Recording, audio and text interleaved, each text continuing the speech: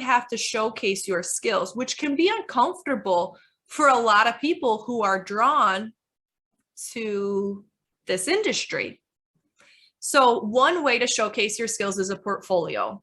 You know, the majority of you probably have one. If not, you might be working on one. But my main tip here, and I am by no means a portfolio expert when it comes to data scientists, that's, you know, you put all of your code in and you allow other people to see it. But where I can come in and help you is that you want to make sure that your file is clearly labeled. You want to be able to describe what your project is, what it does, how to run the code, why does it matter? And that's where recruiters and executive leadership outside of the data science team is really going to be able to connect the dots for your candidacy.